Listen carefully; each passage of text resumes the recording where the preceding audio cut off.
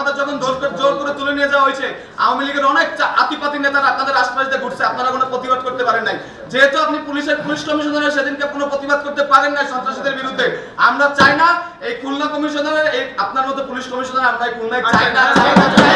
কেউ কথা বলা থেকে চুপ থাকতে পারবে না। আমরা আবার কথা বলবো, আমরা আবার অন্যায়ের বিরুদ্ধে প্রতিবাদ করব।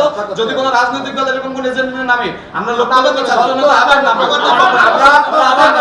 আমরা লাশের ছাড়বো না। কিন্তু আমরা বলি আমাদের দেশে আর কোন ধরনের কোনো ঘুষ, দুর্নীতি, লিয়াজু, সিন্ডিকেট, বাজার সিন্ডিকেট, ওষুধ সিন্ডিকেট, ছাত্র সিন্ডিকেট, মাদক, অরাজকতা, গুন্ডামি, চাঁদাবাজি, নৈরাজ্য, সন্ত্রাস কিচ্ছু থাকবে না, কিচ্ছু থাকবে না। কোনো সিঙ্গারা বিস্কুটের লোভে নাই।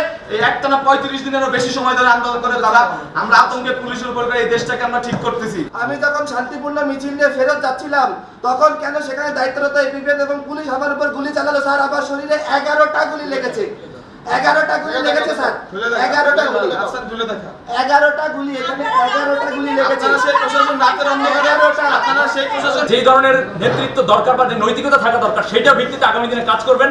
আমরা অবশ্যই প্রশাসনকে চাই, প্রশাসনকে আমরা তো কোনোভাবেই মানে ধিক্কার বা ঘৃণা জানাতে পারি না। লেয়াজভিত্তিক প্রশাসনকে ধিক্কার জানাই।